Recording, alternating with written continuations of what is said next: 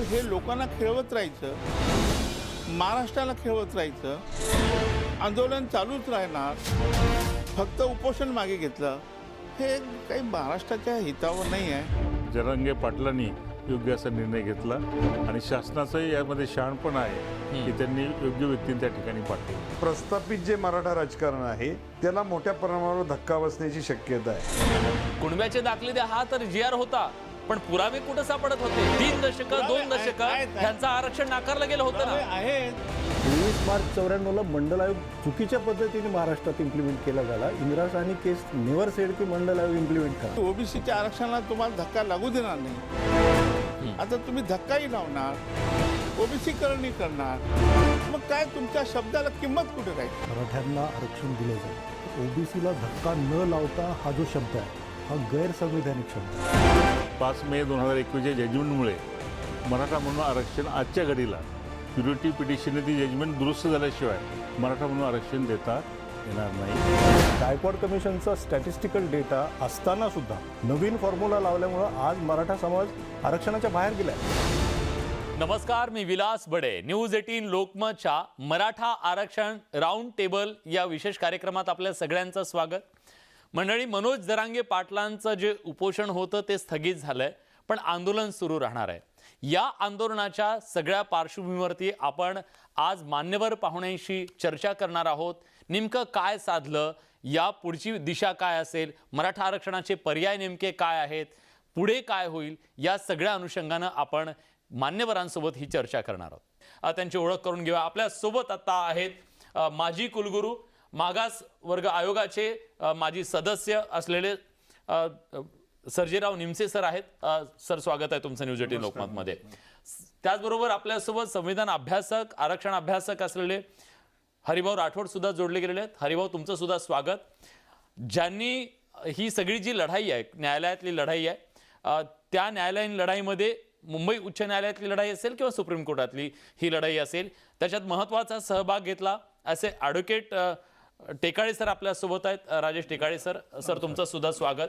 पुण्याहून आपल्यासोबत जोडले गेलेले आहेत राजेंद्र कोंढरे, जे मराठा आंदोलक या सगळ्या पार्श्वभूमीवरती त्यांनी खूप महत्त्वाचे इनपुट्स या सगळ्या चळवळीला दिलेले आहेत आणि अग्रभागी सुद्धा ते राहिलेले आहेत. आपल्यासोबत दाते पाटील सुद्धा संभाजीनगरवरून जोडले जात आहेत. दाते पाटील, तुमचं सुद्धा स्वागत न्यूज 18 लोकमतच्या या चर्चेमध्ये. पण राऊंड द टेबल चर्चेला सुरुवात करण्यापूर्वी मला निमसे सरांकडून सुरुवात करायची आहे. निमसे सर, महाराष्ट्राच्या समोर प्रश्न होता, हा तिढा सुटणार कसा? उपोषण पुढे पुढे जात होतं, संवाद थांबला होता, डेडलॉक तयार झाला होता, पण संवाद झाला, चर्चा झाली, मार्ग निघाला, उपोषणावर मार्ग निघाला, स्थगित झालं ते. तुम्हाला असं वाटतं की आज मनोज जरांगे पाटील आणि सरकार ह्या दोघांनी सुद्धा एक डिप्लोमसी यशस्वी झालेली आहे? निश्चितपणे, कारण हे आंदोलन तीव्र होत होतं आणि ते सामाजिक परिणाम पण होत होते. काही ठिकाणी हिंसात्मक घटना घडल्यात. तर निश्चितपणे शासनाने हुशारी शहाणपण दाखवलं आणि सरकारी म्हणजे मंत्री वगैरे यांना प्रावीण्य प्रमुख न करता 2 माजी न्यायाधीश, एक जे आयोगाचे अध्यक्ष गायकवाड साहेब आणि दुसरे दिलीप भोसले, जे उत्तर प्रदेशचे चीफ जस्टिस होते, अशा लोकांना पाठवलं आणि क्युरेटिव्ह पिटिशनची तयारी दिलीप भोसलेंनी केलेली होती. म्हणजे दोन्ही व्यक्ती एक तर हायकोर्ट जजेस होते आणि दोघांचाही डायरेक्टली संबंध आहे मराठा आरक्षणाची. एक तटस्थपणा त्याच्यातला असावा, क्रेडिबिलिटी असावी आणि त्यांच्या शब्दाला मान ठेवला जावा, अशा तिन्ही गोष्टी होत्या. सर्वात महत्वाचं क्रेडिबिलिटी. ते दोघांच्या जी क्रेडिबिलिटी ती अत्यंत महत्वाची आहे. बरोबर. आणि त्या दृष्टीने मला वाटतं जे जरांगे पाटलांनी योग्य असा निर्णय घेतला आणि शासनाचंही यामध्ये शहाणपण आहे की त्यांनी योग्य व्यक्तींना त्या ठिकाणी पाठवलं. नक्कीच एक मार्ग निघाला, तात्पुरता का होईना मार्ग निघाला. तात्पुरता तिढा हा तसा मोठा आहे, तात्पुरत्याला त्याला मोकळीक मिळाली. पण या सगळ्यामध्ये सातत्यानं सांगितलं जात होतं की वेळ देणं गरजेचं आहे. हा वेळ किती गरजेचा होता देणं? वेळ सर्वात महत्त्वाचा, कारण आतापर्यंत इतकं सर्च केल्यानंतर सुद्धा 1.25 कोटी कागदपत्र तपासले, फक्त 11,500 मराठा कुणबी अशा नोंदी सापडल्या.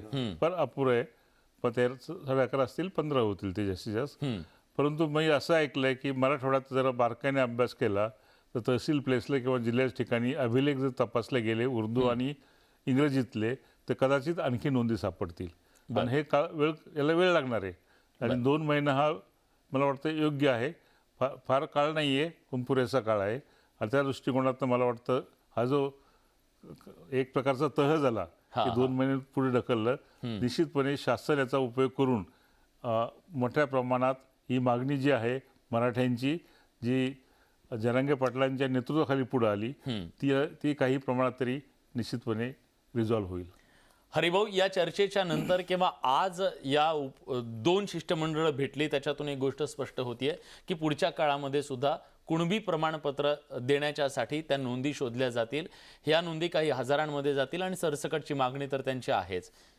आजच्या या सगळ्या घडामोडीच्या नंतर मराठा समाजाचं ओबीसीकरण सुरू झालंय का? माझा थेट सवाल आहे. मी सर्वप्रथम मनोज जरांगे पाटील यांचं अभिनंदन करायला पाहिजे. फार जिगरीचा लढा ते लढलेत. त्याचप्रमाणे माननीय मुख्यमंत्र्याचं पण अभिनंदन करायला पाहिजे. पण माझ्या दृष्टीने जर बघितलं ते लढाई जरी जिंकली असतील तर 10 मध्ये हारले आहेत. माझ्या दृष्टीने हारलेत ते. कसं? 2 महिन्याचा पिरियड काही करायचं, दिवाळी साजरी करायला पाहिजे होती, 8 दिवसाचा पिरियड द्यायला पाहिजे होता. एवढा सगळा पिरियड घेऊनही हाती काही लागणार नसेल तर हे लोकांना खेळवत राहायचं, महाराष्ट्राला खेळवत राहायचं, आंदोलन चालूच राहणार, फक्त उपोषण मागे घेतलं, हे काही महाराष्ट्राच्या हितावर नाही आहे. वेगवेगळ्या चर्चा होतील. जे माननीय मुख्यमंत्री उपमुख्यमंत्र्यांनी सांगितलं होतं की ओबीसीच्या आरक्षणाला तुम्हाला धक्का लागू देणार नाही, आता तुम्ही धक्काही लावणार, ओबीसीकरणही करणार, तर मग काय तुमच्या शब्दाला किंमत कुठे राहिली? ओबीसीकडे काय तुमची किंमत आहे? आणि म्हणून मी एक सांगत होतो की माझी एक इच्छा होती की मराठ्याला आरक्षण मिळालं पाहिजे. मी मराठ्याच्या आरक्षणाच्या बाजूचा आहे, पण अशा पद्धतीचे नाही. सब कॅटेगरायझेशन करून कोणावरही भार पडू नये, ओबीसीला धक्का लागू नये, ही माझी प्रामाणिकची आजही आहे. जर उद्या हे काही जरी असं असलं तरी सरसकट हे कोणी मान्य करणार नाही, आलं तरी अनेक अडचणी येतील, कोर्टात ते टिकणार नाही आणि त्यामुळे महाराष्ट्रामध्ये नुसतं खेळवत राहायचं असं नाही. माझी प्रामाणिक इच्छा आहे सरकारला की एक चांगला प्रस्ताव आहे आपल्याकडे, आपण निश्चितपणे मराठाला आरक्षण देऊ शकतो, ओबीसीला धक्का लागणार नाही. ठीक आहे. हां, पण तुम्ही नाराज आहात आज ज्या गोष्टी झाल्या त्याच्याबद्दल, तुमचं सबमिशन? राठोड साहेबांचं जे म्हणणं आहे की ओबीसीला धक्का न लावता मराठ्यांना आरक्षण दिलं जाईल, तर ओबीसीला धक्का न लावता हा जो शब्द आहे हा गैरसंवैधानिक शब्द आहे. कारण की इंदिरा साहनी केसनुसार आरक्षण हे ओबीसीतच दिलं जाऊ शकतं आणि कुणबी हे ऑलरेडी ओबीसी मध्ये आहे आणि मराठ्यांना ओबीसीच्या बाहेरचं आरक्षण दिलं जाऊ शकत नाही. त्यामुळे ओबीसीला धक्का न लावता ही जी टर्म डेव्हलप झालेली आहे तीच मुळात गैरघटनात्मक आहे. त्यामुळे ह्या गैरघटनात्मक विधानाच्या आधारे मराठा समाजाला वेगळं आरक्षण देण्याची जी याच्या आधी प्रयत्न झाले, 2014चा जो कायदा केला 50% बाहेरचं वेगळं आरक्षण, ते टिकलं नाही. 18चा कायदा तोही 50% बाहेरचं वेगळं कॅटेगरी करून आरक्षण, कारण की बॅकवर्ड क्लास कमिशन ऍक्टमध्ये सेक्शन 2 मध्ये लिस्ट डिफाईन आहे, ओबीसी लिस्ट, आणि त्या लिस्टमध्ये गेल्याशिवाय पर्याय नाही. त्यामुळं ओबीसीकरण झालं किंवा ओबीसीला धक्का लागला हे काय मक्तेदारी किंवा कॅटेगरीची मक्तेदारी असा प्रकार नसतो. घटनात्मक बाब आहे, घटनात्मक त्याची प्रोसिजर आहे, त्याच्यामध्ये ओबीसीची लिस्ट आहे, त्या लिस्टमध्ये गेल्याशिवाय वेगळं आरक्षण देता येणार नाही, ही घटनात्मक तरतूद आहे. ठीक आहे. थोडी आपण इंदिरा साहनीचं नाव घेतलं. इंदिरा साहनीचं म्हणजे लँडमार्क जजमेंट आहे. 9 न्यायाधीशांनी हा निर्णय दिलेला आहे. 9 न्यायाधीशांनीच हे सांगितलं आहे, मी नाही. 92A वाचा तुम्ही घरी जाऊन, त्याच्यात हे म्हटलं आहे की जर एखाद्या राज्य सरकारने ओबीसीचं सब कॅटेगरायझेशन केलं तर that will be the constitutional valid. त्यांनीच उत्तर yes that will be valid. पुढे जाऊन त्यांनी असं म्हटलं की या ओबीसीमध्ये एक वोटर समाज आहे, तो दगड फोडतो, तोही ओबीसीमध्ये आहे, आणि एक सोनार समाज आहे, तोही ओबीसीमध्ये. आता तुम्ही काय करताय, जो नावी आहे, वाडी आहे, खाती आहे, लोहार आहे, कुंभार आहे, गुरव आहे, तोही ओबीसी मध्ये आणताय तुम्ही, मराठाला ओबीसी मध्ये. आजपर्यंत आहेच ना, कुणबी ओबीसीतच आहे ना. नाही, आपल्याला तेच तर करायचं होतं. मला तेच करायचं आहे की या लोकांना जो धक्का लावलेला आहे तो धक्काही काढायचा आहे आणि मराठाला आरक्षण पण द्यायचं आहे. नाही, पण आता याच्यामध्ये जो ओबीसी मध्ये ऑलरेडी कुणबी होता तो ओबीसी मध्ये मोठ्या संख्येने येतोय किंवा त्याचं ओबीसीकरण होते. मी तो शब्द त्याच्यासाठी वापरला. मला राजेंद्र कोंडरे यांच्याकडे जायचंय. राजेंद्र कोंडरेजी, जी लढाई तुम्ही आतापर्यंत लढत होतात, या लढाईमध्ये आजचा हा जो टप्पा आहे त्याच्याकडे तुम्ही कसं पाहता? मराठा समाजाच्या आरक्षणाचा मार्ग तुम्हाला मोकळा होताना दिसतोय की तो अधिक जटिल होताना दिसतोय? प्रथमतः मी मनोज जरांगे पाटील यांचं अभिनंदन करतो की त्यांनी एक निर्णायक टप्प्यावर एक भूमिका घेतलेली आहे आणि मराठवाड्यातल्या कुणबी प्रमाणपत्राच्या अनुषंगाने हा जो लढा सुरू झालेला आहे, खरं तर एक अर्धा मिनिटामध्ये मी सांगतो की हा लढा खरं तर 1 जून 2004 पासून सुरू झाला. पूर्वी कुणबीला आरक्षण होतं, मराठा कुणबीला आरक्षण त्यानंतर झालं आणि ज्यांच्या कास्ट सर्टिफिकेटवर फक्त मराठा आहे अशांचा प्रश्न प्रलंबित होता आणि त्यामध्ये मराठवाड्यातली जास्तीत जास्त प्रमाणपत्र जास्तीत जास्त म्हणजे एका माणसाला मिळालं तर 80 लोकांना मिळू शकतो. तो टप्पा आज आपल्या या ठिकाणी ओपन झालेला आहे. त्याच्यातून एक फार मोठी संधी मराठवाड्यामध्ये निश्चितपणे मिळेल असं मला वाटतं. बरं, पण यातनं जी मागणी सरसकटची आहे ते सरसकट करण्यापेक्षा अशा प्रकारे पुरावे शोधून जे टिकाऊ पण असेल, कारण त्याला चॅलेंज करता येऊ शकत नाही. सर, मी बरोबर बोलतोय? जर समजा वैयक्तिकरित्या इतके पुरावे असतील, वैयक्तिकरित्या असेल, तर वैयक्तिक चॅलेंज करावं लागेल प्रत्येकाला. म्हणजे हे टिकाऊ मार्ग दिसतोय तुम्हाला? नाही बघा, मी ह्या विषयामध्ये जवळपास कुणबी प्रमाणपत्रच द्यायचं बंद झालं होतं राज्यामध्ये, तेव्हापासून या विषयात लढतोय आणि ह्या विषयात हायकोर्टामध्ये याचिका पण झाल्या. त्यानंतर जे अडथळे होते कुणबे नाव असे पण आम्ही 2017 मध्ये दुरुस्त केलेले आहेत. आपल्या राज्यामध्ये जात प्रमाणपत्र देण्याचा आणि कास्ट व्हॅलिडिटीचा ऍक्ट आहे जो सर्वोच्च न्यायालयामध्ये माधुरी पाटील वर्सेस ठाणे आदिवासी विकास ह्याच्यामध्ये काही गाईडलाईन्स दिल्या आणि त्याच्याप्रमाणे ते झालं. आता काय होऊ शकतं आपल्याला की नेमका प्रश्न कुठे आहे की डॉक्युमेंटेशन मध्ये त्या गावातली सगळी माहिती आहे, बाबा त्या गावात कुणबी आहे, आहे ते आडनावं नाहीत. मग ज्यावेळेस आडनाव नसेल त्यावेळेस तो लिंकअप करण्याचा इश्यू आहे, तो धोरणात्मक पातळीवर घेतला तर बऱ्यापैकी विषय त्याच्यामध्ये सुटू शकतो. परंतु ह्या विषयासाठी जी शिंदे समिती नेमलेली आहे त्यांनी जे काही जात पडताळणीचा 2012चा नियम आहे त्यामध्ये आम्ही 1 ते 12 असे डॉक्युमेंट त्या काळामध्ये 2017 टाकून घेतलेले आहेत. त्याच्यामध्ये ऍडिशन या सगळ्या गोष्टी केल्यानंतर तो निर्णय मराठाच नव्हे, कुणबी नव्हे, तर सगळ्या कास्टला तो ऍप्लिकेबल होऊ शकतो आणि त्याच्यातनं अनेकांचे प्रश्न मार्गी लागतील. बरं, दाते पाटील सुद्धा आपल्या सोबत आहेत. मला त्यांना विचारायचं, दाते पाटील जी, ज्या गोष्टीसाठी हा सगळा अट्टाहास सुरू होता, तुम्हाला ती आशा निर्माण झालीये का की आता खऱ्या अर्थानं टिकाऊ आरक्षणाच्या दृष्टीनं मराठा समाज निघालेला आहे?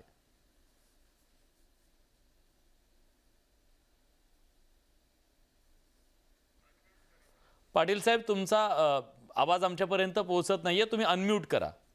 मराठवाड्यातील आरक्षण हा एक वेगळा विषय आहे आणि उर्वरित महाराष्ट्रातला हा विषय वेगळा आहे. त्याच्यामुळे दोन्ही आपण मिक्स होतोय किंवा कसं असं मला वाटतंय. नाही, पण आता आज तर हे स्पष्ट झालं ना की आता तो मराठवाड्यापुरता राहिलेला नाहीये, महाराष्ट्रातल्या इतर भागांमध्ये सुद्धा आता हे समितीचं कार्यक्षेत्र वाढवलं जाईल. त्याच्याबद्दल एकमत झालं आणि राज्याच्या जिथं जिथं मराठा समाज असेल त्यांच्यात सगळ्या नोंदी तपासल्या जातील. हे मराठवाड्यासाठी तर ही आजची बाब जी आहे ते एक चांगला विंडो आपल्याला ओपन झालेला आहेच. परंतु मला त्याच्यामध्ये हे मला वाटतं की सुप्रीम कोर्टाने जयश्री पाटील विरुद्ध महाराष्ट्र शासन या केसमध्ये जे जजमेंट दिलेलं आहे त्या जजमेंटकडे आपल्याला लक्ष देणं अत्यंत आवश्यक आहे. नाही तर मग हे सगळं एकत्र जर आपण त्याचा जसा विचार केला तर मग शेवटी त्या जजमेंट मधले दिलेल्या गाईडलाईन्सचं काय? मग त्याच्यातली ही पळवाट, त्याच्यातला हा मार्ग का? कदाचित विरोधक त्याला पळवाट म्हणतील, पण ह्याला हा मार्ग पण असू शकतो ना. सरसकट तुम्ही दिल्याच्या नंतर, सरसकट जर दिलं, समजा सरसकट दिलं तर तुम्हाला चॅलेंज करता येऊ शकतं, पण तुम्ही पुराव्याच्या आधारे तुम्ही दिलेलं तर चॅलेंज कसं करता येणार? आणि सुप्रीम कोर्टाने, सर बरोबर आहे, सुप्रीम कोर्टाने कुणबी मराठ्याबद्दल थोडंच त्यांनी नाकारलेलं नाहीये, त्यांनी मराठ्याला नाकारलेलं आहे. नाही, त्याच्यामध्ये एक विषय नक्की आपल्या लक्षात घ्यावा लागेल की मराठवाड्याचा आरक्षणाचा विषय आमचा वेगळ्या फुटिंगवरचं आहे. मराठवाड्याचं आरक्षण आम्हाला देत असताना जे कबूल केलेलं होतं ते द्यावं असं आमची ती मागणी होती. ती आता थोडी लाईनला लागलेली आहे. पण उर्वरित महाराष्ट्रासाठीचा जो विषय आहे, तर आपल्याला अशा पद्धतीने विचार करत असताना सुप्रीम कोर्टाने दिलेल्या डायरेक्शनचा सुद्धा विचार करावा लागणार आहे. सुप्रीम कोर्टाने स्पष्ट सांगितलेलं होतं की तुम्हाला अशा पद्धतीचं काही उर्वरित ठिकाणी करायचं असेल तर तुम्हाला आयोगाची स्थापना करावी लागेल आणि आयोगाची स्थापना झाल्याच्या नंतर आयोगाच्या ज्या काही शिफारसी येतील त्यानंतर तुम्हाला अंतिम निर्णय घेता येईल.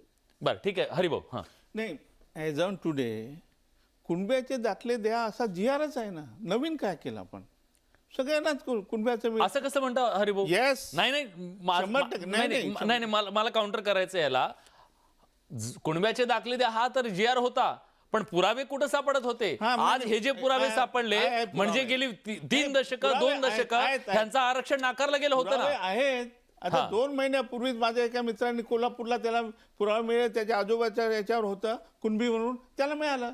ज्यांचे पुरावे असतील, हा. आता हे पुरावे सरकारने स्वतःहून म्हणजे रक्त हा, नाते मला त्याच्यावरच यायचंय. जे लोक आतापर्यंत या लालफिती कारभाराच्या समोर टाचा घासत होते त्यांना ते मिळत नव्हते. सरकार त्याच्याबद्दल अनभिज्ञ होतं की त्यांना द्यायचं नव्हतं किंवा इच्छाशक्ती नव्हती माहित नाही, पण आंदोलनाच्या दबावानंतर सरकार स्वतःहून आता सर्टिफिकेट द्यायला लागलं. ही मोठी बाब नाही का? म्हणूनच म्हणतो की ज्यांचे सर्टिफिकेट असतील त्यांनी स्वतः शोधून आणावे, ते मिळतातच त्यांना. आणि त्याच्या पलीकडे माझं तर असं म्हणणं आहे, हा. माझं म्हणणं तुम्ही पुढच्या सेगमेंटमध्ये घ्या. मी तर माझं म्हणणं आहे सगळ्या मराठ्यांनाच तुम्ही आरक्षण देऊ. मी त्याच्यावर येणार आहे. हा तुमचं समजलं. मराठवाड्यामध्ये कुणबी प्रमाणपत्राच्या बाबतीमध्ये जसं आपली महात्मा फुलेंची म्हण हा. आहे, विद्येविना गती गेली, विद्येविना मती गेली, मतीविना गती गेली, तशी सरकारची अवस्था झाली होती. सरकारची गती गेली होती. पण जरांगे पाटलांच्या या आंदोलनामुळं सरकारने त्या ठिकाणी 13,000 खापर पंजोबा स्तरावरचे पुरावे आज गोळा केले. त्यामुळं एका कुटुंबातल्या किमान 80 कुटुंबांना त्याचा फायदा होणार आहे. म्हणजे हा मोठा अमाऊंट त्याच्यामध्ये इन्व्हॉल्व होणार आहे. साधारण 2 ते 2.5 लाख लोकांना याच्यामध्ये मराठवाड्यातल्या केवळ आता केवळ एक महिन्याच्या जरांगे याच्यामध्ये पाटलांच्या या आंदोलनात. जर समजा 1 लाख पुरावे मिळाले तर 80 लाख मराठा समाजाला कुणबी प्रमाणपत्र मिळू शकतात. मराठा समाजाची संख्याच आहे 1 कोटीपर्यंत मराठवाड्यामध्ये. याचा अर्थ सरसकट सगळ्यांचा तो प्रश्न सुटणार आहे. तो सुटू शकेल. मराठवाड्यामध्ये आज जे 13,000 पुरावे सापडलेले आहेत त्या समितीने आज आणखीन जर 4 महिने काम केलं हा. आणि त्याचे जे पुरावे जे आहेत त्याची संख्या जर वाढवली तर याच्यामध्ये बराचसा मराठवाड्यातला मराठा हा कव्हर होणार आहे. बरं. बाकीच्या ठिकाणचा मराठा हा कुणबी आहे असं सांगितलं जातं आणि कुणबीचे पुरावे पुणे जिल्ह्यामध्ये सापडतात कारण तिकडे नोंदी आहेत. मराठवाड्याचा प्रश्न वेगळा आहे. मराठवाड्यामध्ये 48ला विनाअट मराठवाडा भारतामध्ये सामील झाला, पण त्यावेळेला निजामाने जे महसुली रेकॉर्ड होतं ते सगळं नष्ट केलेलं होतं. काही ठिकाणी ते उपलब्ध होतं आणि त्यामुळं राज्य सरकार मराठवाड्यामध्ये कुणबी प्रमाणपत्र देतच नव्हतं आणि किंबहुना 1-2 पुरावे सापडत होते पण त्यांनाही नाकारत होतं. पण जरांगे पाटलांच्या या आंदोलनामुळे आज सुमारे 1 ते 2 लाख मुलांना कुणबी प्रमाणपत्र मिळणार आहे. त्यांचं यश आहे असं मी म्हणतो. याला काही अर्थ नाही, याला काही अर्थ कसा अर्थ नाही? कसं नाही सांग. उद्या तुम्ही 100% लोकांना कुणब्याचे देणार आहे आम्हाला माहित आहे. आम्हाला पण 100%. पण देऊ टाका ना, कशाला? आणि त्याच्यामुळे काय होईल आहे का ना, रक्त नाते संबंधाचा एक GR आहे. आमचे राजपूत भामटा घुसले त्या उमुक्त भटक्यामध्ये. मग तू माझा मावशीचा, तू माझ्या आत्याचा, हे जर लोन असं आपण पळत गेलं तर 100% मिळणार आहे तुम्हाला. 13 याच्यानंतर बंद कर. मग जर त्यांच्याकडे पुरावा असेल हरिभाऊ, जर त्यांच्याकडे पुरावा असेल तर तो त्यांचा अधिकार नाही का? अरे देवा, पुरावा आहेतच ना, ते कोण नाही म्हटलं. मी का नाकारला गेला हा सवाल आहे. मी चुकीचं बोलतो? नाही, मी सांगतो हा. की मराठा आणि कुणबी एकच आहे. मग तुम्ही कुणबी म्हणून त्यांना कशाला देता? मराठा म्हणूनच आरक्षण द्या ना, का देत नाही तुम्ही? ठीक आहे, मी राजेंद्र कोंडरे यांच्याकडे जातोय. राजेंद्रजी, राजेंद्रजी, आता एक प्रकारे महाराष्ट्रातल्या सगळ्यांना आता कुणबी प्रमाणपत्र दिलं जाईल असं किंवा मिळेल, ज्याला पुरावे जसे मिळतील तसे. पण एक अशी पण बाब आहे विशेषतः कोकणामधली, ते असं म्हणतात की आम्हाला कुणबी नको, आम्ही मराठी आहोत. आणि तिथले कुणबी वेगळे आहेत, तिथले मराठे वेगळे आहेत. त्यांचं म्हणणं आहे की आम्हाला ते घ्यायचं नाहीये. तर एक प्रकारे मराठा आरक्षण म्हणून जी टर्म होती ती मराठा आरक्षण ही टर्म आता मागे पडेल का? त्या टर्मचं काय? दोन मुद्दे याच्यामध्ये आहेत. हा, हे पण महाराष्ट्राला सांगतो, याच्यामध्ये फार मोठ्या प्रमाणावर लोकांमध्ये माहितीचा अभावच नसल्यामुळे त्यांची परसेप्शन बदलत आहेत. आपल्याकडे महाराष्ट्राचे जे 3 प्रांत होते, मराठवाडा, मुंबई प्रांत आणि तिकडचा सीपी बेरार. हा तर आपल्याला माहितीसाठी सांगतो, कोकणातले जे रत्नागिरी जिल्ह्यातले कुणबी आहेत ते मराठा नाहीत. ते मराठा कुणबीशी रक्त नाते संबंध करत नाहीत. पण पश्चिम महाराष्ट्रात कोल्हापूर पासून तर पुणे जिल्हा, पुणे जिल्ह्यापासून नाशिक डिव्हिजन मध्ये नगर पासून धुळ्यापर्यंत जी कुणबी आहेत ते सर्वच्या सर्व जवळपास मराठा कुणबी आहेत. आता मुद्दा कुठं आहे की विदर्भामधले जे बबनराव तायवाडे आहेत त्यांच्यापासून नागपूरपासून ते गडचिरोली, चंद्रपूर इकडचे जो बेल्ट आहे वर्धा नदीच्या पलीकडचा, ह्यामधले सगळे कुणबी आहेत. हे जवळपास 44 प्रकारचे कुणबी आहेत. एकूण कुणब्यांमध्ये 52 प्रकार आहेत, जे आता आपल्याकडं वेबसाईटवर अनेक ठिकाणी उपलब्ध आहेत. आणि मग 3 ते 4 टर्म्स मधले जे मराठा कुणबी आहेत त्यांचे नातेसंबंध होतात. आता मराठवाड्याचा विषय काय आहे की ह्या तिन्ही स्टेट्समध्ये मराठवाड्यामध्ये जातीच्या नोंदी लिहिताना कुणबी मोडी लिपीत लिहिल्यात, फारसीमध्ये लिहिल्यात, उर्दूमध्ये लिहिल्यात, अशा वेगवेगळ्या आहेत. काही ठिकाणी जातीच्या नोंदी नाहीत, आडनावं आहे नाही आहेत, पण तिथं जे काही रेव्हेन्यू रेकॉर्ड आहे हे जर डिजिटाईज झालं तर ते डिजिटाईज रेकॉर्ड हे फक्त एका समाजाला फायदेशीर नाही, सगळ्यांना होणार आहे. त्यामुळं ह्या आंदोलनाचा परिणाम काय आहे की जे आम्ही 2017 साली जे अडथळे दूर केले त्यामध्ये 3,76,000 लोकांना कुणबी सर्टिफिकेट मिळाले. त्यापैकी जवळपास 3 लाखच्या वरती कुटुंब ही मराठा होती. म्हणजे 70 ते 80 लाख ऑलरेडी ओबीसी मध्ये मिळतात आणि ते नगर जिल्हा सगळीकडे आजही मिळतात. त्यात काही नवीन नाहीये. आता जो विंडो अडकलेली होती विदर्भ मराठवाड्याची ती विंडो ह्याच्यातनं डॉक्युमेंट जे 40 वर्षात शोधलेच गेले नव्हते ते आज शोधले गेलेत. आणि ते शोधण्याचं काम हे फक्त 2 महिन्याचं नाही, तुम्हाला जसे जसे पुरावे मिळतील तसं तसं जास्तीत जास्त लोकांना त्याचं प्रमाणपत्र मिळेल आणि ते ओबीसीच्या 19% कॅपमध्ये जाऊन बसतील. बरं, माझा प्रश्न कदाचित त्याचं उत्तर तुम्ही टाळलं की दिलं नाही किंवा राहून गेलं मला माहित नाही. माझा मुद्दा आहे, असाही एक समाज आहे जो म्हणतो आम्ही मराठा आहोत पण आम्हाला आरक्षण हवंय. मग त्यांचं तुम्ही काय करणार आहात? बरोबर. मी येतो सर तुमच्याकडे. मला 2 मतप्रवाह मराठा समाजामध्ये नक्की आहेत. ज्यामध्ये कोकणामधला जो मराठा समाज आहे तो कधीच कुणबी नव्हता आणि त्यांच्या कास्ट सर्टिफिकेटवर आजही पूर्वीपासून मराठा आहे. तसंच पश्चिम महाराष्ट्रात, विदर्भामध्ये सुद्धा अशी परिस्थिती, विदर्भातले 20% लोकांच्या नोंदी मराठाच आहेत. पश्चिम महाराष्ट्रात सुद्धा अनेक असे बेल्ट आहेत की तिथे नोंदी मराठा आहेत.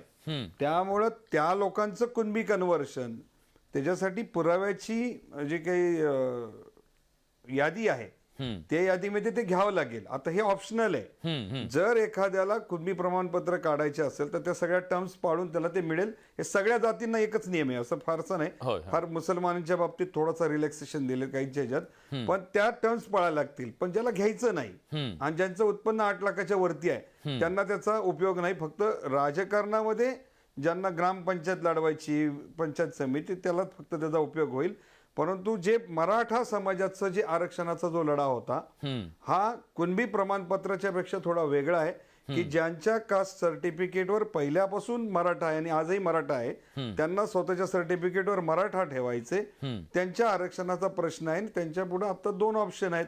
एक तर 50%च्या आतमध्ये स्वतंत्र प्रवर्ग करून आरक्षण देणे आणि ते मिळेपर्यंत ईडब्ल्यूचा ऑप्शन वापरणे, एवढे 2 ऑप्शन आहेत. आणि हे जे काही प्रमाणपत्र धारक मिळणार आहेत त्यांना त्या 19%च्या कॅपमध्ये जे काही ओबीसीचं आरक्षण आहे त्यामध्ये जाऊन बसावं लागेल आणि त्यात असलेल्या जातीशी त्यांची गुणाची स्पर्धा, मेरिटची स्पर्धा करून त्यांना त्या सीट्स मिळवाव्या लागतील. ठीक आहे, निमसे सर. मी प्रथम आपण जे ओबीसीकरण म्हटलं त्याबद्दल मी बोलतो. राज्यघटनेप्रमाणे 3च प्रकारच्या कॅटेगरी आहेत. SC अनुसूचित जाती, ST अनुसूचित जमाती आणि अदर बॅकवर्ड क्लास OBC जे सोशली आणि एज्युकेशनली बॅकवर्ड आहेत. त्यांना 15/4 आणि 16/4 प्रमाणे आरक्षण मिळतं. असे दुसरे याच्यापेक्षा बाहेर नाहीये काही. म्हणजे तुम्हाला जर आरक्षण द्यायचं असेल SCBC जो केला होता तो याच्यातच येऊ शकतो. 15/4 आणि 16/4 OBC मध्येच. आणि आर्टिफिशियल केला तो EWS हा याच्या व्यतिरिक्त कॉन्स्टिट्यूशन मध्ये घटना दुरुस्त करून केला ना पण तो. हा कॉन्स्टिट्यूशन मध्ये SCBC. एससीबीसी कॉन्स्टिट्यूशन ओबीसी म्हणजे एससीबीसी, हा. Socially educationally backward class, SCBC आपण त्याला अदर बॅकवर्ड म्हणतो. हा. इतर एससी एसटी पेक्षा वेगळा म्हणून आपण त्याला अदर बॅकवर्ड म्हणतो. त्या तिन्हीपेक्षा वेगळी कॅटेगरी नाहीये. ईडब्ल्यूएस जो आहे तो आपण घटना दुरुस्ती करून नंतर केलेला आहे, की ज्यांना हे तिन्हीपेक्षा जे वेगळे आहेत आणि गरीब आहेत. तर या ठिकाणी ह्या तिन्ही कॅटेगरीमध्ये तुम्हाला बसावं लागेल. एससी एसटीत बसत नाही. म्हणजे तुम्हाला कोणालाही आरक्षण द्यायचं असेल, कोणालाही आरक्षण द्यायला ते ओबीसी मध्येच येईल. म्हणजे 15(4) आणि 16(4)च्या तरतुदीमध्येच येईल. आता यात जर काही करायचं असेल कॅटेगरायझेशन, सब कॅटेगरायझेशन, तर रोहिणी आयोग ते करताच आहे सध्या ना.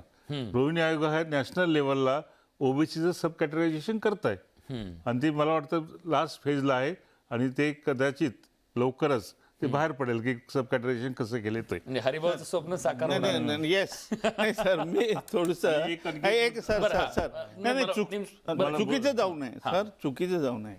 आपण सांगितलं एससी एसटी ओबीसी असं नाही, भटके विमुक्त पण कॅटेगरी आहे. OBC विजय मध्येच येतात ते. नाही हा येतात पण कॅटेगरी आहे. सब category आणि आहे. ऐका सब पुढे जाऊ. categorization. नाही, इंदिरा सहाने ऐका ना, सब कॅटेगरी आहे. हा इंदिरा सहाने इंदिरा सहाय केसमध्ये जे सुप्रीम कोर्टाने सांगितलं की सब कॅटेगरायझेशन करू शकता, तर त्यावेळेस कॅटेगरी तर पडणारच आहे ना एक आणखी, बरोबर.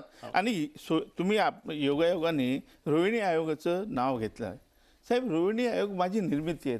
तुमच्या माहितीसाठी सांगतो, या देशामध्ये रोहिणी आयोग कोणी आणलं तर मी आणलेला आहे. मागच्या वेळेस बघा, आपल्याला 27% आरक्षण लागू करायचं होतं महाराष्ट्रामध्ये. कदाचित बॅक हिस्ट्री तुम्हाला माहीत नसेल, तेव्हा आपल्याला 14% आरक्षण होतं आणि त्यावेळेस मान्य शरद पवार मुख्यमंत्री होते. तर त्यांना तो आयोग लागू करायचं होतं 27%, कारण सुप्रीम कोर्टाने क्लिअर केला होता. तर त्यावेळेस त्यांनी सर्वपक्षीय बैठक बोलावली होती. त्या बैठकीला मला सुद्धा बोलवलं होतं. त्यावेळेस वंजारी बंजारी वाद होता. त्यावेळेस भटक्यामुक्तामध्ये धनगर पण घुसले होते. आम्हाला ते धनगर नको होते, आम्हाला ओबीसी वंजारी नको होते, म्हणून नको होते म्हणजे त्यांना वेगळं द्या. म्हणजे आज मी सांगतो ना, तेच मी सांगत होतो आणि ते केलं. मान्य शरद पवारांनी केले या महाराष्ट्रामध्ये. भटक्यांना वेगळं, विमुक्तांना वेगळं, धनगराला वेगळं, वंजारीला. आता मी कुणबी, मराठा आणि लेवा पाटीलला वेगळं द्या म्हणतो. काय करतो मी? काय नवीन काय? म्हणून कदाचित माझ्या बोलण्यामधून कोणालाही वाटत असेल हरिभाऊ राठोड नेमके ओबीसीच्या म्हणजे मराठ्याच्या बाजूचे आहे की विरोधात आहे. ठीक आहे. हा, मी मराठ्याच्या बाजूचा आहे. हरिभाऊ राठोड ज्या सब कॅटेगरायझेशन बद्दल बोलताय, तर 23 मार्च 94च्या GR खाली ते सब कॅटेगरायझेशन जे झालेलं आहे, ते सब कॅटेगरायझेशन मुळातच इंदिरा साहनी केसच्या नंतर एका दिवसात झालेलं सब कॅटेगरायझेशन आहे. त्याला इंदिरा साहनी केस काय सांगते, there is a triple test. You have to prove your educational, employment मधली इनएड्युकेसी आणि सोशल बॅकवर्डनेस, आणि त्यातला मोर बॅकवर्डनेस तुम्हाला सिद्ध करावा लागेल, तरच सब कॅटेगरायझेशन होऊ शकतं. 23 मार्च GR बद्दल मनोज जरांगे पाटलांनी त्यांनी जी प्रश्नावली दिली आहे त्याच्यामध्ये ह्याच्याबद्दलचा प्रश्न विचारलाय त्यांनी. हा GR तुम्ही कसा काढला, हाच मुळात प्रश्न आहे. कारण मंडल आयोगाचे जे काही लिस्ट होती, ती मंडल आयोगाची लिस्ट इंदिरा साहनी केसमध्ये डिस्प्रूव्ह झालेली आहे, त्यांनी अप्रूव्ह केलेली नाही. मंडल आयोग इम्प्लिमेंट झालेला नाही. If you read Indira Sawhney properly, Mandal आयोग इम्प्लिमेंट झालेला नाही. मंडल आयोगाची जी लिस्ट होती त्यातल्या आणि स्टेट लिस्टमधल्या कॉमन ज्या जाती आहेत, तर state list is implemented in the central list. Mandal आयोग इम्प्लिमेंट झाला नाही. 23 मार्च 94ला मंडल आयोग चुकीच्या पद्धतीने महाराष्ट्रात इम्प्लिमेंट केला झाला. इंदिरा साहनी केस नेव्हर सेड की मंडल आयोग इम्प्लिमेंट करा. तर हे चुकीचे रेफरन्सेस, चुकीचं इंटरप्रिटेशन. ठीक. सर एकच मिनिट. नाही, काय झालंय, घ्या ना. नाही भटक्या मुक्त हा कुठला क्लास हो, त्याची काय? अहो आधीपासूनच भटके म्हणजे कोण? अहो सगळे भिक्षकरू आहेत त्याच्यात. बिलकुल बिलकुल. मग विमुक्त कोण? जे गुन्हेगारी जाती म्हणून ते आले. धनगर 6 महिने तो बाहेर असतो 6 मेंढ्या घेऊन, म्हणून ते आले. अर्ध भटके म्हणून आलेत. काय वंजारी ऊस तोडायला जातात म्हणून ते आलेत. म्हणून याच्यावर आपण कोणी ऑब्जेक्शन घेतलं नव्हतं, कोणी कोर्टात गेलं, बरोबर. त्याच्यावर कोणाचं ऑब्जेक्शन नाहीये. तर त्यामुळे आपण थोडंसं सामाजिक दृष्ट्या सामाजिक भान ठेवून आपण सगळ्यांना मिळालं पाहिजे.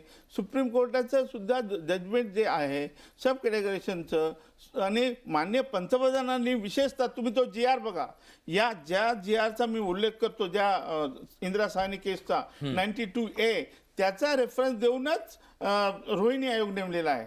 आणि म्हणून हे होणार आहे. त्याच्या आधी आपण केलं तर कुठं वाईट आहे?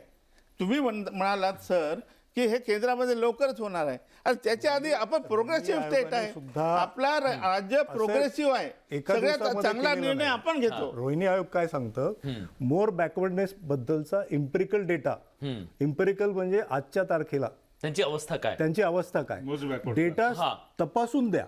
Without quantifiable data, contemporary data एका दिवसामध्ये एका रात्रीमध्ये जे देणं झालेलं आता आहे, मराठाचं कुठलं त्याच्यामुळे आज तपासलं मराठा बाबा? समाज मग मराठा मराठाचा समाजावरती डाटा- आज अन्याय डाटाच झालेला आहे. नाही. कुठे मराठा समाज आज जो रस्त्यावरती उतरतोय ते त्यांचा quantum of reservation 16% quantum of reservation एका GR मध्ये तुम्ही काढून घेतलं गेलं. त्यामुळे आणि मराठ्यांना देताना तुम्ही 50%च्या बाहेरचं देता. हा जो अन्याय केला जातो, ओबीसीच्या बाहेरचं दिलं जातं, धक्का न लावता जे दिलं जातं, ह्या गैरघटनात्मक गोष्टी केल्या जातात आणि त्या सरकारमधून केल्या जातात. याच्याबद्दलचा मराठा समाजामध्ये रोष आहे. एक सर, एक सर, प्रश्न माझं एक म्हणणं प्रश्न एक प्रश्न मला 50 च्या आत द्या तिघांना ना. पण विचारायचा आहे. महाराष्ट्रातलं आत्ताचं सगळं सामाजिक जर परिस्थिती बघितली, आपण क्वांटम जर बघितला, तर आता आरक्षणामध्ये सगळं जर आपण गृहीत धरलं की असं होणार आहे, तर 80% हे आरक्षणाच्या अंतर्गत येणार. आज 100% आरक्षणाच्या आत आहेत. म्हणजे EWS मुळे सगळेच EWS सह मग काय साठ- प्रॉपर म्हणजे आज असं एकही व्यक्ती नाही की ज्याला आरक्षण नाही. माझा आता EWS तिघांना आरक्षण माझा open ला तिघांनाही आहे. प्रश्न आहे. आरक्षणाच्या हेतूचं काय? माझा तिघांनाही प्रश्न आहे. जर असं झालं तर आरक्षणाचे हेतू आरक्षणाचा जो हेतू आहे की बॅकवर्ड क्लासेस जे आहेत ज्यांची इनॅडिक्वेसी आहे, आज काय झालंय, एक्सेसिव्ह रिझर्वेशन दिल्यामुळं रिव्हर्स डिस्क्रिमिनेशन व्हायला लागले. रिव्हर्स डिस्क्रिमिनेशन म्हणजे काय की ज्या जातींचं एम्प्लॉयमेंट मधलं प्रमाण त्यांना दिलेल्या रिझर्वेशनपेक्षा जास्त झालंय. असं ओबीसी कोट्याचा विचार केला तर त्यांचं आज प्रमाण 40% झालंय एम्प्लॉयमेंट मधलं. 23चा डेटा आहे. 40% म्हणजे किती डिस्क्रिमिनेशन आहे. आणि एका बाजूला मराठा समाजाला तुम्ही आरक्षणाच्या बाहेर टाकलंय आणि ते देत करत असताना सुप्रीम कोर्टाने इंदिरा साहनी केसचा जो रेशो आहे, इंदिरा साहनी केसनी काय सांगितलं की एखाद्या जातीला जर ओबीसी मध्ये लिस्ट टाकायचं असेल तर त्यांची इनॅडिक्वेसी तपासा, त्यांचा सोशल बॅकवर्डनेस तपासा, 100% मधलं प्रमाण तपासा. पण मराठा समाजाची केस सुप्रीम कोर्टाने रिजेक्ट करत असताना त्यांनी नवीन फॉर्म्युला डेव्हलप केला. त्यांनी ओपन मधलं प्रमाण तपासलं, जे इंदिरा साहनीनी नाही सांगितलं. इंदिरा साहनी 9 जजेसचे बेंच 48 मधून त्यांनी घेतलं. त्यांनी 48 मधून घेतलं. सो टोटली न्यू फॉर्म्युला त्यांनी डेव्हलप केला. So that is the ratio which was laid down by the Indira Sawhney was not followed by Jayashree judgment. त्याच्यामुळं मराठा समाजाचा बॅकवर्डनेस त्याच्यावर क्वेश्चन आज तयार झालेला आहे की बाबा त्यांची इनएड्युकेसी आहे का, सोशल एज्युकेशनल, याच्यामध्ये सुप्रीम कोर्टाने जो नवीन फॉर्म्युला काढलाय की बाबा त्यांचं 48 मधलं प्रमाण मोजा. 48 मधलं प्रमाण मोजताना साहजिकच ते दुप्पट होणार आहे.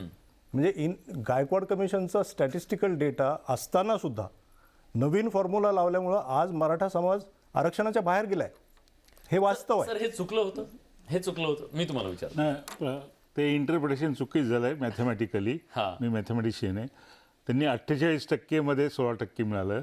जर 100% जर असतं तर 32% किंवा 33% झालं असतं. हे फक्त इक्वेशन मांडलं. सर, पण इतके तज्ञ वकील असताना सुद्धा सांगतो त्याच्याबद्दल तुम्हाला. काय? याचा आता तुम्ही वेगळ्या अर्थाने पहा, दुसऱ्या अँगलने विचार करा. एकूण लोकसंख्या 32% मराठ्यांची, ते 52% येत नाही. म्हणजे 48% मध्ये इफेक्टिव्ह ते 64-65% होतात. 48% मध्ये मराठा किती येतात? 65%. एकूण 32% 52 मध्ये नाहीत. म्हणजे 48 मध्ये येतात ते 32%. 48 मध्ये 32% म्हणजे 65% झाले. पण 65%ना 16%च मिळतं. उलट गणित मांडलं तर उलट गणित म्हणा. 16%च मिळतं का, फार कमी मिळतं, ते इनएड्युकेट मिळतं. आज मे 21च्या निर्णयानंतर मराठा समाजाच्या आरक्षणाच्या आशा टोटली संपलेल्या होत्या.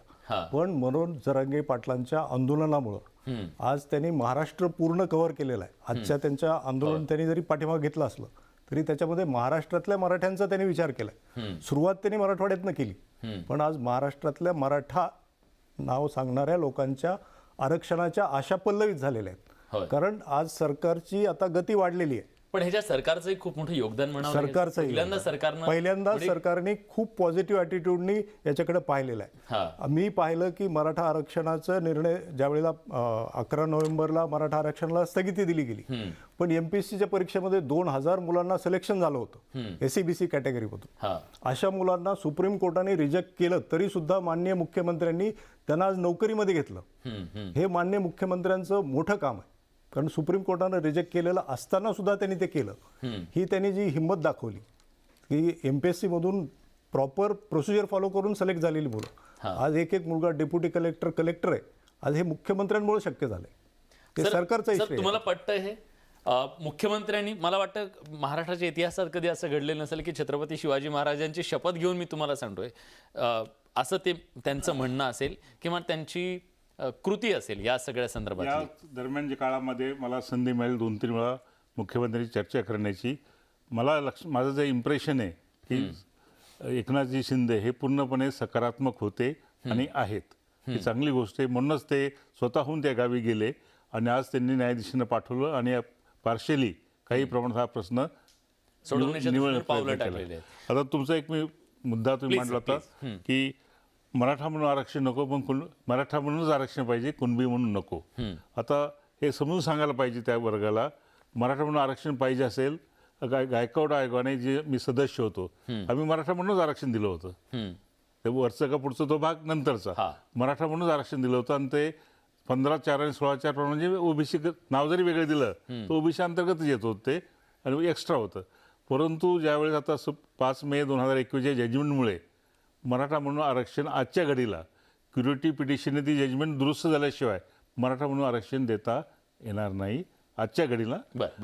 तर मग त्यांना जर आरक्षण पाहिजे असेल तर त्यांना कुणबी म्हणूनच दरवाजा उघडा आहे.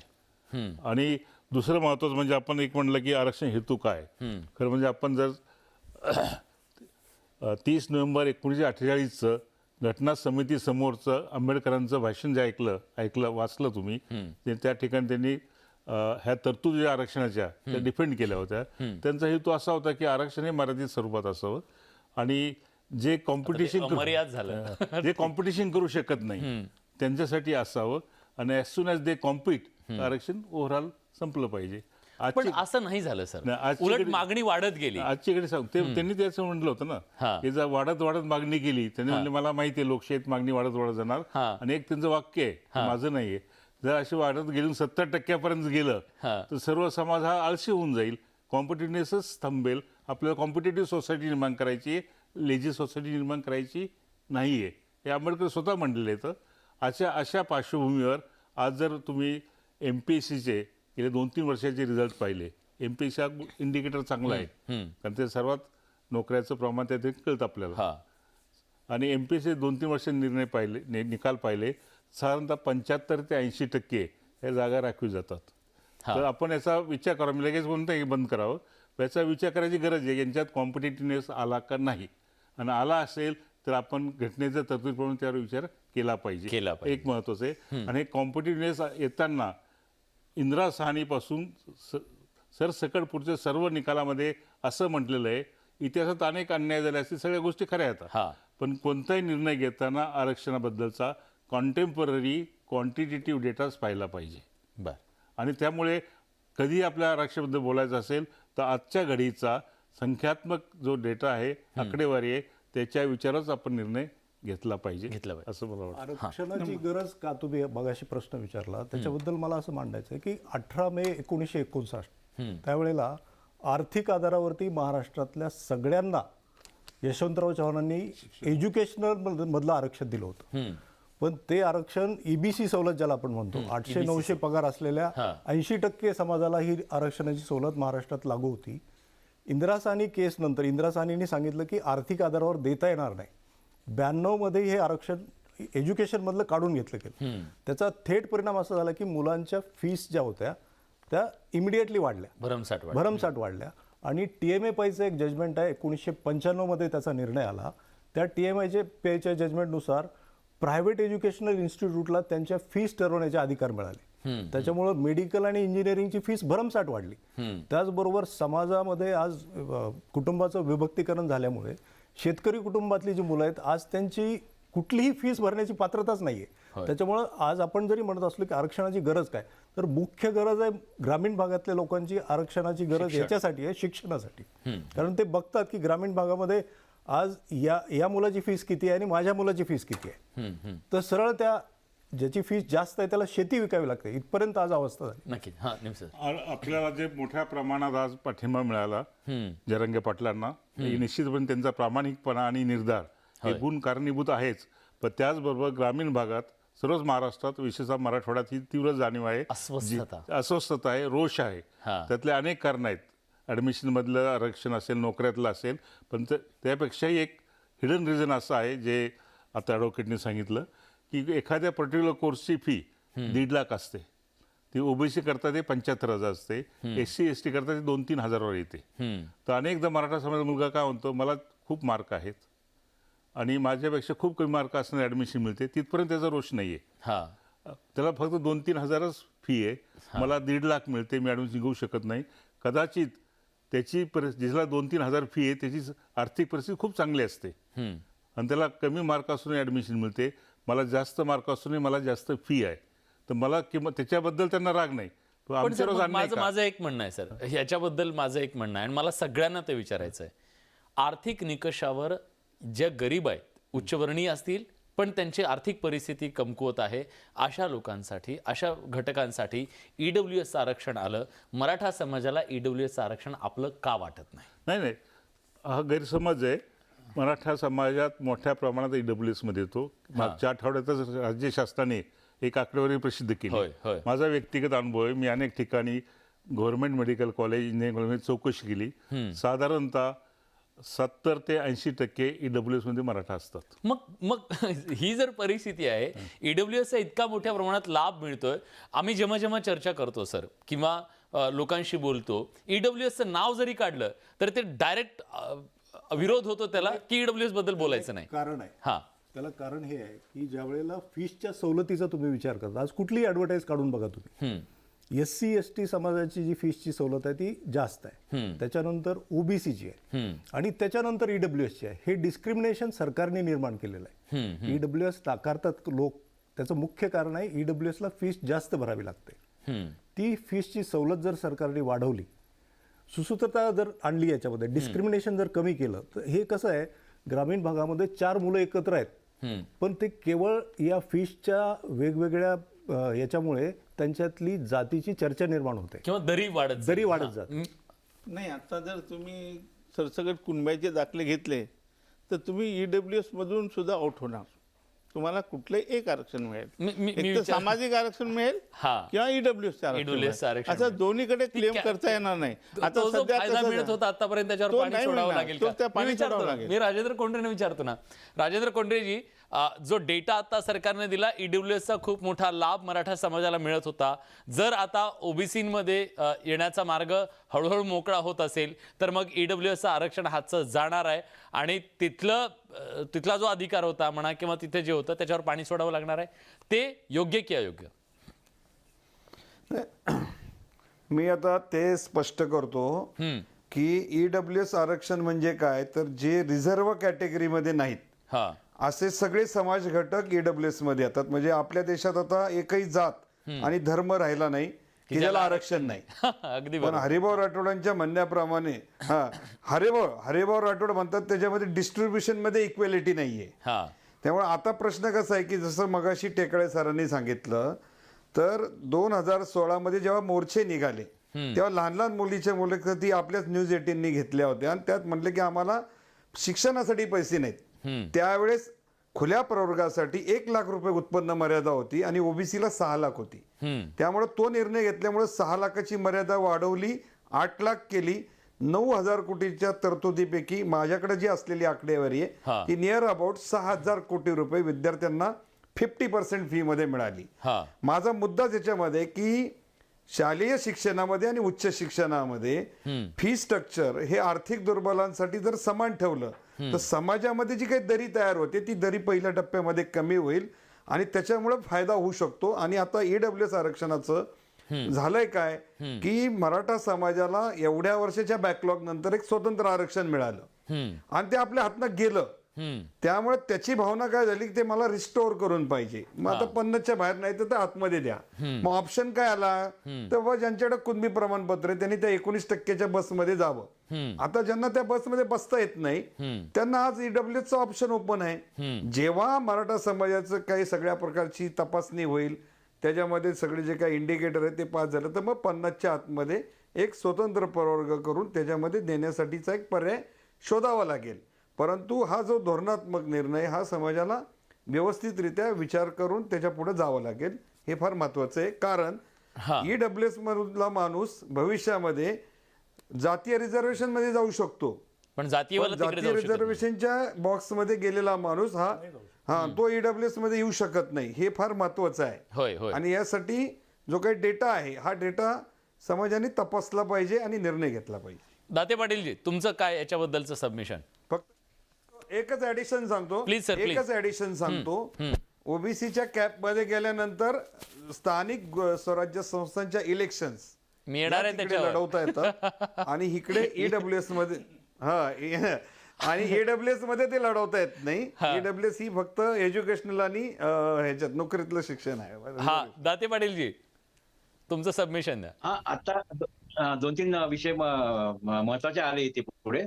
निमशे साहेबांनी आणि राठोड साहेबांनी मांडलं होतं, त्याच्यातलं मला ते तिघांच्या याच्यावर एक मला सांगणं आवश्यक वाटतं. Please sir. की 2 मार्च 2013ला ज्यावेळेस NCPCचं एक पत्र इश्यू झालं होतं, त्याच्यावरचं मला वाटतं विचार करून ठेवणं अत्यंत आवश्यक आहे. त्याच्यामध्ये स्टेट लिस्ट आणि नॅशनल लिस्ट असं 2 विषय होते. मग त्यातला एक लाईन मला वाचून दाखवणं आवश्यक वाटतं की त्या पत्रामध्ये त्यांनी असं म्हटलं होतं, kindly refer to the joint secretary letter number so and so dated 13/2/2014 in which the national commission for backward class was asked to examine the matter of sub categorisation within the OBC in the central list. मग आता central लिस्टचा विषय आपण central list मध्ये पोहोचतोच नाही, तर मग आज सेंट्रल लिस्टवरचं सांगणं मला असं वाटतं की गायकवाड साहेबांना ते समयोचित आजचं नाहीये, कारण सेंट्रल लिस्टचा आज विषयच नाहीये. आपण स्टेट लिस्टसाठी ह्या सध्या जे चालू आहे, स्टेट लिस्टचा विषय चालू असल्यामुळे आपण त्या स्टेट लिस्ट मध्ये पहिले जाणं आवश्यक आहे, हे मला वाटतं. नंतर निमशे सरांनी जे सांगितलं आता की मराठा आरक्षण आणि मराठा या शब्दाविषयी, तर त्यांनीच या आयोगावर काम करत असताना त्यांच्या पान नंबर 1034 जर आपण पाहिलं तर त्याच्यामध्ये पहिल्याच याच्यात रिकमेंडेशन मध्ये म्हटलेलं आहे, the Maratha class of the citizens is declared as a socially and educationally backward class of the citizens. म्हणून मराठवाड्यामधला आमचा जो वर्ग आहे तो ऑलरेडी आता आम्ही त्या ओबीसी कॅटेगरीमध्ये म्हणजे 3ऱ्या SCBC कॅटेगरीमध्ये ऑलरेडी जात आहोत. राहिलेला महाराष्ट्रातला जो वर्ग आहे दुसरा, तर त्याच्यासाठीचा सुद्धा प्रोव्हिजन पूर्ण राज्य शासनाला द्यावं असं वाटतं. म्हणून मग हा क्युरेटिव्ह पिटिशनचा जो मार्ग आहे तो त्यांनी स्वीकारलेला आहे आणि त्या माध्यमातून आपण पुढे जाण्याचा प्रयत्न करत आहोत. आणि आता कोंढरे साहेबांनी जे सांगितलं होतं की TMA पै आणि त्या विषयाबाबतचं जे आहे, तर TMA पैचा विषय करत असताना आपल्याला परत तेच लक्षात घ्यावं लागणार आहे की reservation given on the basis of caste, reservation given on the basis of socially and educationally backward class, हे सगळे तथ्य जे याच्यातले आहेत तर त्याच्यावरचा आपल्याला बारकाईने कोंढरे साहेबांनी सांगितल्याप्रमाणे बारकाईने अभ्यास करून मग आपल्याला अंतिम टप्पा आपण लक्षात घेतला नाही तर घाईघाईमध्ये काही कायमस्वरूपी मराठा समाजाचं नुकसान होऊ नये म्हणून 2 विभाग आपण लक्षात घेतले पाहिजे. मराठवाड्यासाठीचं असलेलं आरक्षण जे आहे तो एक वेगळा टप्पा आहे आणि उर्वरित महाराष्ट्राचा जो टप्पा आहे तो वेगळा आहे. त्याच्यासाठीचा कदाचित सर्वोच्च न्यायालयामध्ये क्युरेटिव्ह पिटिशनच्या माध्यमातून राज्य शासनाचा हा न्याय मिळवून देण्याचा प्रयत्न असेल. ठीक आहे. दाते पाटीलजी, आलं तुमचं लक्षात. हा, तुम्हाला सबमिशन. मान्य एकनाथजी शिंदे यांनी जे शपथ खाल्ली होती ती शपथ पूर्णत्वाला जायला पाहिजे असं मला प्रामाणिकपणे वाटतं. बरोबर. हा, माझं म्हणणं असं, एक अशा पद्धतीने त्यांनी आजही हँडल केलं ही केस, फार मला त्याच्यात आनंद झालेला आहे. पण त्याच्यातून जे निघत आहे ना ते मुळीच मला आवडलेलं नाही आहे. मी ओबीसीच्या बाजूने उभा राहील शेवटी. कारण काय की आपल्याला सब कॅटेगरायझेशनचे तत्व एकाच मिनिटात सांगतो तुम्हाला. 1902 मध्ये साहेब, जेव्हा छत्रपती शाहू महाराजांनी आरक्षण दिलं होतं 50% सगळे, तर त्यावेळेस खूप विरोध झाला. तर मग आता कसं समजवायचं म्हणून त्यांनी बोलवलं, जे विरोधक होते त्यांना बोलवलं आणि घोड्याच्या पागामध्ये घेऊन गेले आणि 2 घोड्यासमोर एका टोपलीमध्ये 2 किलो चणे खायला दिले. तर तो मजबूत घोडा खाऊ देत नव्हता, हडकुळा घोड्याला तो खाऊ देत नव्हता. मग छत्रपती शाहू महाराज बोलले, तुम्ही एक काम करा, एक पायली 2 टोपलीमध्ये त्यांना खायला द्या. त्यांनी आरामशीर खाल्लं साहेब. हेच आरक्षण आहे. आता तुम्ही त्या 19% मध्ये 400 जाती आहे साहेब, 400 जाती, आणि त्याच्यात मला यायचंय त्याच्यावरती. हा. 400 जाती आहे. दोनचा जो छत्रपती अरे शाहू थोडं महाराजांचा तरी जो- विचार करा मराठ्यांनो, 1902 माझी विनंती आहे, थोडं विचार करा की याच्यात जे 12 बलुतेदार आहेत त्यांच्यासाठी तुम्ही काय गावागाड्यामध्ये राहता तुम्ही, त्याने त्यांचं आरक्षण मारू म्हणतात, बरं हे कुणाला पटणार नाही. आणि माझी विनंती आहे आपण चांगलं काढूया, आपल्याला आरक्षण द्यायचं आहे, मराठा समाजाला मिळू शकते आणि आम्ही आनंदाने देऊ तुम्हाला. राठोड बरं, ठीक आहे. हां. 1902चा जो GR आहे, जो नोटिफिकेशन आहे शाहू महाराजांचा, त्यांचा पहिला नोटिफिकेशन हे सांगतो की ब्राह्मण आणि पारशी आणि आणखीन 2-3 जाती त्यांनी पुढे शेनवी यांना वगळून बाकी सगळे यांना आरक्षण. म्हणजे त्यांनी जी कॅटेगरायझेशन केलं तर ओबीसी मध्येच मराठे आले ना. आता राठोड साहेब काय म्हणतात की ओबीसीला धक्का नाही लावायचा. 2च्या GR मध्ये ओबीसी मध्ये होते नाही, मराठे. त्यांचं आणि त्यांचं काय म्हणणं आहे? त्यांचं काय म्हणणं आहे तेही सांगतो. दुसरं एक क्रांती त्यांचं म्हणणं आहे 12 बलुतेदार जे आहेत, त्याच्यावरती जे 12 बलुतेदार आहेत आता, त्यांची अवस्था आपल्या सगळ्यांना माहिती आहे. त्यांच्यासोबत कॉम्पिटिशन उद्या मराठा समाजाची होणार तेच आहे. मी सांगतोय. हा, शाहू महाराजांचा दुसरा जो पॅरेग्राफ आहे त्याच्यामध्ये डिपार्टमेंटमध्ये 50% पर्यंत जोपर्यंत रिप्रेझेंटेशन येत नाही तोपर्यंत रिझर्वेशन लागू करा. म्हणजे आर्टिकल 16(4) इनएडिक्वेसी ते शाहू महाराजांच्या दुसऱ्या पॅरेग्राफ मध्ये आलेली आहे आणि 50%ची लिमिट त्यांनी दिलेली आहे. मग जिथे 32% समाज आज 40% वरती गेला आहे, 50%च्या पुढे गेलाय सर. म्हणजे शाहू महाराजांच्या GR नुसार जरी पाहिलं तरी, आणि मराठा समाज हा आरक्षणाच्या बाहेर ठेवला गेलाय जो पात्र आहे तरी सुद्धा. पण तर मग ते आता discrimination मुद्दा होतं. वेगळा आहे माझा, तुम्हाला विचारायचा आता त्याच्याबद्दल. ज्या राजकीय आरक्षणामध्ये समाज 50%च्या कितीतरी पुढे आहे, तिथेही आम्हाला आरक्षण हवं आहे, त्याचं काय? आणि माझा सवाल आहे, जिथं ज्या समाजाची 2 घर गावात असतील त्या समाजाचा कधी ना कधीतरी सरपंच, ग्रामपंचायत सदस्य हे होत होता. जर ओबीसी मध्ये मराठा समाजाला त्याच्या राजकीय अस्तित्व ते संपलेलं असेल का? सरपंच, जिल्हा परिषद, पंचायत समिती सगळीकडे बोलू ना आपण सगळे. EWS आणि ओबीसी यामधला कॉन्फ्लिक्ट आहे. मराठा समाजाला EWS मध्ये चांगलं प्रतिनिधित्व मिळतं. हे जरी खरं असेल तर थोडासा बारकावा फरक आहे त्यामध्ये. बरं, please. नंबर 1 की EWS सर्टिफिकेट प्रत्येक वर्षी घ्यायला लागतं. ओबीसी मध्ये वन्स यू हा शिक्का भेटला की ओबीसी तुम्ही आज बॅकवर्ड आहात, परत सर्टिफिकेट उत्पन्नाचं घ्यावं लागतं I think. दरवर्षी. किंवा कास्ट सर्टिफिकेट पण घ्यावं लागतं ना. उत्पन्न त्या त्या कोर्सला दरवर्षी ते घ्यावं लागतं, अन्यथा त्याला ते सवलत पुढच्या वर्षी मिळत नाही.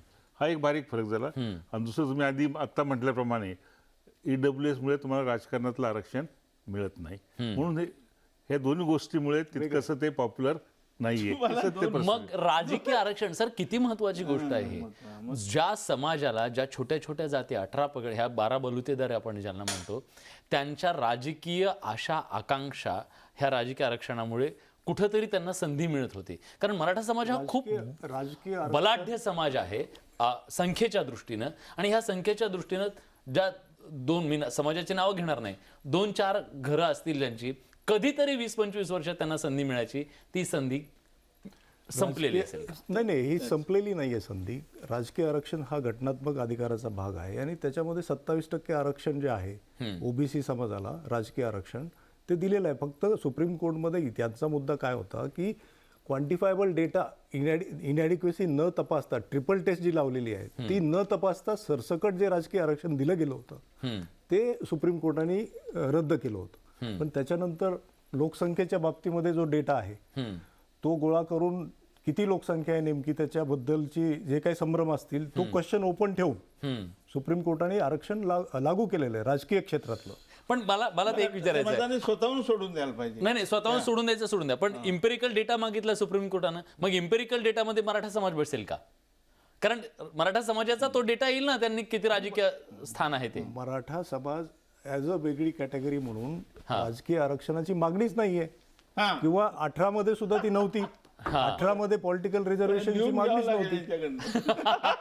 18 मध्ये आम्ही रिकमेंड जे केलंय त्यामध्ये राजकीय आरक्षण वगळलेलं आहे. आमच्या 18 मध्येच होतं. गायकवाड आयोगाने जे केलंय ना ते फक्त नोकरीत आणि शिक्षणात आहे, राजकीय नाही.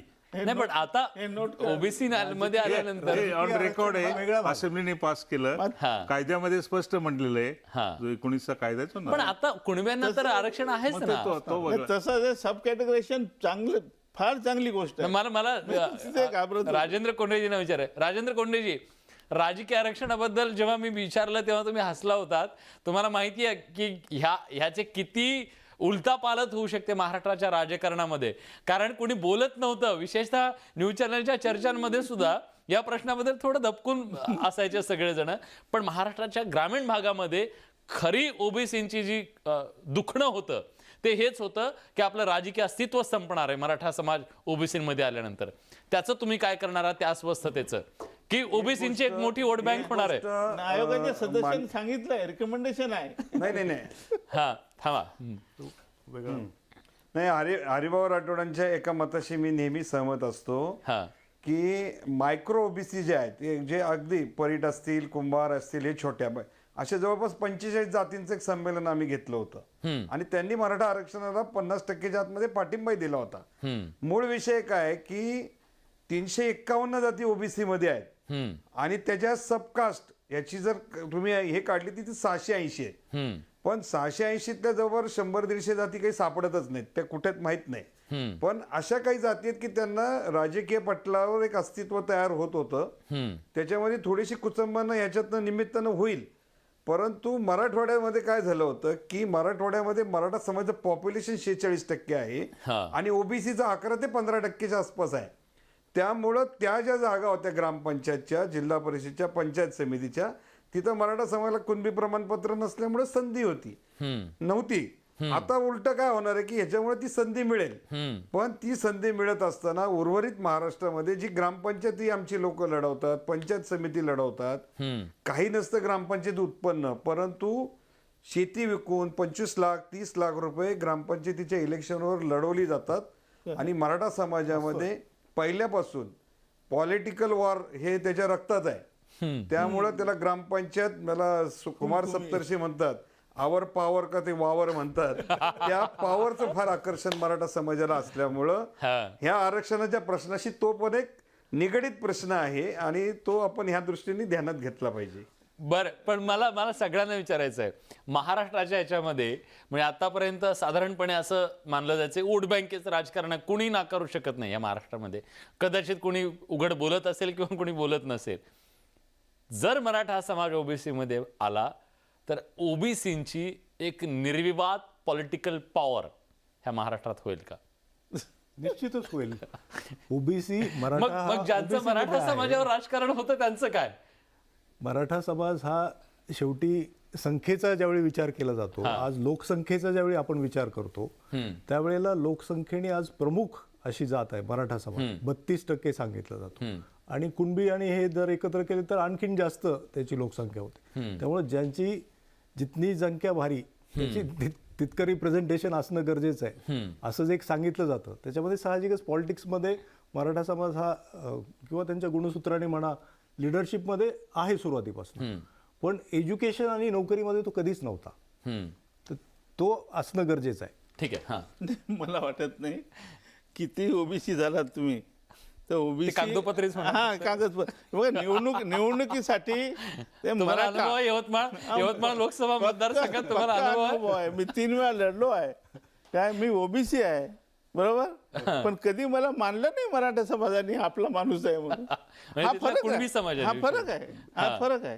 त्यामुळे हे एवढं शक्य पण नाही. राजकीय दृष्ट्या सर तुम्हाला काय वाटतं, एक समाजशास्त्रीय दृष्ट्या तुम्हाला काय वाटतं की हा एक मोठा क्वांटम तयार आपण जर ओबीसींचं आताही ते म्हणतात तसं, तर हा क्वांटम एक राजकीय शक्ती बनेल खूप मोठी आणि कदाचित हे सगळे एकत्र येऊन आरक्षणाची आम्हाला जे 50% आहे ते अजून 70 पर्यंत द्या असंही म्हणतील काय? 50-70 मागणार नाहीत, पण राजकीय आरक्षण जे आहे लोकशाही पद्धत जी आपण मान्य केली आहे त्यामध्ये जर मोठा घटक असेल एखादा समाज त्याला नॅचरली जागा जास्त मिळतात. मराठ्यांना सुद्धा त्यांच्या लोकसंख्येपेक्षा जास्त प्रमाणात राजकीय प्रतिनिधित्व मिळतं. आणि मराठवाड्यातील तरुणांचा मी आता जरांग्याच्या 2-3दा तिकडे गेलो होतो, रोष तोच आहे की आम्हाला शैक्षणिक नोकऱ्या सवलती मिळत नाहीत, आम्हाला डावललं जातं, आमच्यापेक्षा कमी गरजू असणाऱ्यांना, कमी गुणवत्ता असणाऱ्यांना मिळतं. आणि प्लस त्याला आणखी एक पॉईंट आहे, आपण हल्ले कोणाच्या करायचं पाहिलं, सर्व राज्यकर्ते आमचेच असताना आमच्यावरच अन्याय होतो. पण सर्व राज्यकर्ते का येतात? ते लोकसंख्येच्या प्रमाणात हे इलेक्शन असतं म्हणून येतात. मराठा कम्युनिटी अशी एक कम्युनिटी देशामध्ये 32% आहे. दुसरी जाट जी 17 ते 18% फक्त हरियाणामध्ये आहे. एकच जात इतकी मोठी देशामध्ये कुठेच नाही. त्यामुळे त्याचं नॅचरल फॉलोआउट असं होतं की बंजारा आहे, चुकीचं जाऊ नये. बंजारा नाही, इतके इकडे तुम्ही मराठा आहेत. नाही, मराठा इथे महाराष्ट्रात आहे फक्त. मनोज जरांगे पाटलांच्या आंदोलनाचा सर्व ओबीसीना दुसरा एक फायदा असा होणार आहे की ओबीसी मधल्या अशा बऱ्याचशा जाती, जसं पारधी जात आहे, त्यांना रिझर्वेशनचं फॅसिलिटी मिळतच नाही कारण त्यांचे रेकॉर्ड सापडत नाही. तर डिजिटायझेशन ऑफ दी रेकॉर्ड ही जी जरांगे पाटलांची मागणी आहे त्याचा फायदा ओबीसी समाजाच्या या जातींना सुद्धा होणार आहे. जरांगे पाटलांचं मी याच्यासाठी विशेष कौतुक आणि आभार मानेन. निश्चित. नाही, होणं गरजेचं होतं. ही गोष्ट अगदी खरी आहे. कारण आजही असे त्यांनी कधीही मराठा आणि ओबीसी वेगळे आहेत असं त्यांच्या कधीही भाषणामध्ये नाही. आम्ही सगळे एकच आहोत आणि ही ग्रामीण भागातलं वास्तव आहे की सर्व समाज हा एकोप्यानेच राहतो, थोडा एकत्रच विचार राहतो. आमचा विचार करावा. आणि सगळ्यांचाही याच्यात. विचार करणारा आमचं तेच समाज आहे आहे. शेवटी. हां. आमचा विचार करावा. नाही, अगदी सब खरं आहे. कॅटेगरीजवर या. आता ह्याच नेतृत्वाने स्वराज्यही निर्माण केलेलं आहे. ह्याच नेतृत्वाने पहिल्या आरक्षणाची भूमिका सुद्धा शाहू महाराजांनी घेतलेली आहे. आणि गावगाड्यामध्ये हाच मराठा समाज होता. ठीक आहे, आपल्याकडे कथा कादंबऱ्यांच्या माध्यमातून ही गोष्ट सांगितली गेली की मराठा समाजाने अन्याय केला वगैरे, हे आपण वाचत आलो. पण हेही वास्तव आहे की जेव्हा दुष्काळ पडला तेव्हा त्याच पाटलांनी सगळं कोठार उघडलेलं आहे, गाव जगवलेलं आहे. माझं गाव जगलं पाहिजे हे सुद्धा त्यांनी सांगितलेलं आहे. ह्या सगळ्या गोष्टी आहेत. त्याचे वेगवेगळे सामाजिक पदर सुद्धा आहेत. मोठ्या भावाच्या दृष्टीने, मोठ्या भावाच्या भूमिकेमध्ये आहे. राजेंद्रजी, तुम्हाला काहीतरी बोलायचं होतं. नाही, 1-2 मुद्दे सांगायचे होते. मगाशी तुम्ही राजकारणाच्या अंगाने बोललात. हा आता जी राज्यामध्ये वेव आहे, हा या वेवचा एक असाही परिणाम होऊ शकतो की प्रस्थापित जे मराठा राजकारण आहे त्याला मोठ्या प्रमाणावर धक्का बसण्याची शक्यता आहे. आणि याची जाणीव प्रस्थापित सर्वपक्षीय मराठा नेतृत्वाने अशी घेतली पाहिजे. मी परवा महाराष्ट्रातल्या सर्व धरणांचा डेटा मागवला हा आणि तुम्हाला माहितीसाठी सांगतो, 1 पैसा स्क्वेअर फुटानी मराठा समाजाची जमीन काढून घेतली. 17,54,000 सबमर्ज एरिया आहे महाराष्ट्रातल्या धरणांचा. त्याच्यात किमान 50% जमीन ही मराठ्यांची आहे. आणि मग महाराष्ट्राचा विकास धरणांच्या पाण्यावर झाला आणि देशात प्रगतीपथावर महाराष्ट्र 1 नंबरला ह्या शेतकऱ्यांच्या जीवावर गेलाय. त्याच्या पदरात काय पडलं तर 1 पैसा म्हणजे उजनी धरणाला 1,500 रुपये स्क्वेअर एकर. सोलापूर हायवे 400 रुपये एकराने घेतलाय. आणि सगळ्यात शेवटचं 1998चं उदाहरण सांगतो तुम्हाला. भोर बसलं नीरा देवघर धरणामध्ये 12,000 रुपये एकराने जमीन घेतली गेलेली. मग आमचं म्हणणं आहे की राज्याला अर्ध वीज पुरवणारं कोयना पार पाण्यात गेले, सगळी मराठा गावात त्याच्यात गेली. त्यामुळं मराठा रिझर्वेशनकडे बघताना जो लँडलेस मराठा होत गेलेला आहे त्या प्रश्नांकडे राजकर्त्यांनी लक्ष देऊन विशेषतः मराठवाड्याकडे त्याचा औद्योगिक विकास, शैक्षणिक विकास, भौगोलिक विकास करण्याच्या बरोबर निश्चित म्हणून मी माझ्या भाषणात बडे सर गेल्या 5 वर्षापासून हेच मांडतोय की जातीच्या प्रश्नांबरोबर जातीच्या संघटनांनी आर्थिक प्रश्नांना सुद्धा हात घातला. अगदी बरोबर. आणि मराठवाडा हा सर्वार्थाने बॅकलॉग आहे. मराठवाडा बॅकलॉग आहे आणि तो बॅकलॉग भरून काढायचा असेल तर मोठ्या प्रमाणावर इंडस्ट्रियलायझेशन तिथं गेलं पाहिजे. चांगला शिक्षणाच्या सुविधा, रस्ते, पाणी, रेल्वे, विमानं हे जेव्हा जाईल तेव्हा पैशाचं रुलिंग सुरू होईल, लोकांना पैसा हातात येईल. आणि हे जोपर्यंत होणार नाही तोपर्यंत भावनिक मुद्द्यांवर आम्हाला समाजाला पुढे नेता येणार नाही. ही सगळ्या महाराष्ट्राची गरज आहे आणि ती मराठवाड्याची विशेष आहे. निश्चितच. आणि कदाचित जर पाणी मराठवाड्याला योग्य मिळालं असतं आतापर्यंत तर मराठवाड्यात ही आग सुद्धा, तिची धग सुद्धा कदाचित जाणवली नसती.